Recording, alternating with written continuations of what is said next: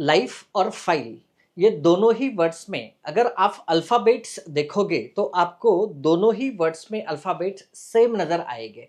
लेकिन लाइफ का अपना खुद का अहमियत है और फाइल का अपना कुछ खुद का अहमियत है। अगर लाइफ फाइल से जुड़ी हो और फाइल लाइफ से जुड़ी हो और कुछ भी अगर कम ज़्यादा उसमें हो जाता है तो उसका इम्पैक्ट लोगों के लाइवलीहुड में पड़ सकता है। ऐसा मैं खुद नहीं बोल रहा हूँ, ये तेलंगाना के हाई कोर्ट्स बोल रहे जीएसटी अफसरों को, और जीएसटी अफसरों को बोल रहे कि भाई आप जो कुछ भी फाइल प्रोसेस करते हो वो फाइल्स मैकेनिकली प्रोसेस ना करें।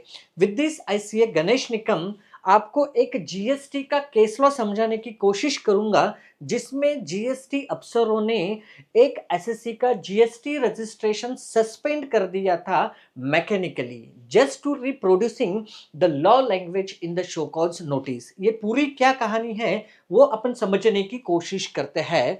Max enterprises versus deputy state tax officer. ये डेप्यूटी स्टेट टैक्स ऑफिसर कौन होता है? जो जीएसटी का इम्प्लीमेंटेशन, जीएसटी कलेक्शन और जीएसटी एडमिनिस्ट्रेशन का काम करता है on behalf of the government.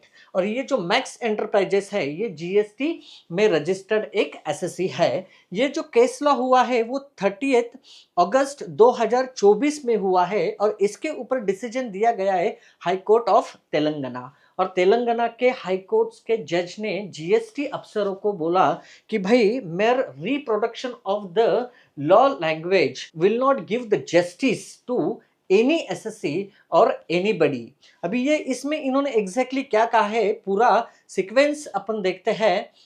Max enterprises एक जीएसटी रजिस्टर्ड एसएससी था, उसको डेप्यूटी स्टेट टैक्स ऑफिसर से एक शो कॉज नोटिस आता है और उसमें कहा जाता है कि भाई आपने कुछ फ्रॉड किया है और उस फ्रॉड की वजह से आपका जीएसटी का रजिस्ट्रेशन सस्पेंड किया जाएगा। लेकिन उस शो कॉज नोटिस में ऐसा कुछ भी नहीं लिखा था कि भाई आपने किस प्रकार का फ्रॉड किया है। सिर्फ जो एक सेक्शन था जीएसटी का, जैसा लॉ में लिखा है वैसा की वैसा सेक्शन उन्होंने शोकॉज नोटिस में रिप्रोड्यूस करवा दिया था और उसमें कहा कि आपका जीएसटी का रजिस्ट्रेशन सस्पेंड करवा दिया जाएगा। ओके, ये वो एक्यूजेशन उनके ऊपर हुए। जैसे ही ये मैक्स एंटरप्राइजेस का जीएसटी रजिस्ट्रेशन सस्पेंड हुआ, उनका बिजनेस सस्पेंड हुआ, वो बिल्स इशू नहीं कर पाए, एम्प्लॉयज की सैलरी निकालना उनके लिए बेहद प्रॉब्लमेटिक हो गया है।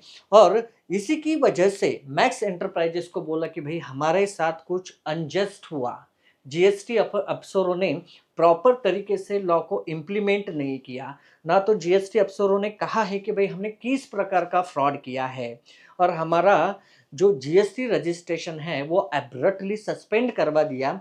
इसी की वजह से max enterprises Telangana high court में गए और चिल्ला चिल्ला कर तेलंगाना हाई कोर्ट के जज को बोला कि जज साहब इन्होंने हमारे साथ अनजस्ट किया है, हमें जस्टिस नहीं दिया है, इन्होंने सिर्फ लॉ का लैंग्वेज प्रोड्यूस किया, नोटिस क्रिप्टिक है, नोटिस हमें समझने में ही नहीं आई कि भाई जीएसटी अफसरों को क्या कहना है। इसी की वजह से जो तेलंगाना के हाईकोर्ट है उन्होंने कहा है कि भाई आपको सिर्फ section 29(2)(e of the central goods and service tax 2017, ये जैसा लॉ में लिखा है वैसा ही अगर आप रिप्रोड्यूस करते हो तो इसी की बेसिस पे आप कोई भी एसएससी का जीएसटी रजिस्ट्रेशन नहीं कर सस्पेंड कर सकते हो। अगर आपको किस प्रकार का फ्रॉड किया इसकी इंफॉर्मेशन है तो वो पूरी तरह से क्लियर कट उस शोकॉज नोटिस में लिखो कि भाई किस प्रकार का फ्रॉड किया और एसएससी को उनकी केस एक्सप्लेन करने का मौका दे दो। उसके बाद ही आप उसका जीएसटी रजिस्ट्रेशन सस्पेंड कर सकते हो। अभी अपन समझते हैं कि भाई ये सेक्शन 29(2)(e क्या है। Section 29(2)(e of the CGST act GST अफसरों को पावर देती है जीएसटी रजिस्ट्रेशन कैंसिल करने की इन केस ऑफ फ्रॉड और मिस रिप्रेजेंटेशन। लेकिन ये सेक्शन के हिसाब से जीएसटी अफसरों को बताना पड़ेगा कि भाई जीएसटी एसएससी ने, that is GST registered person ने किस प्रकार का फ्रॉड किया है ये उनको बताना चाहिए। तो इसी के लिए कोर्ट ने उनको बोला है कि भाई आपको जब तक पूरी इंफॉर्मेशन नहीं है तब तक आप इसके ऊपर कोई भी एक्शन ना लो। और ये जो भी ऑर्डर पास किया था जीएसटी अफसरों ने to cancel the GST registration of max enterprises, okay, वो पूरी तरह से उन्होंने सेट असाइड करवा दिया है। Thank you so much.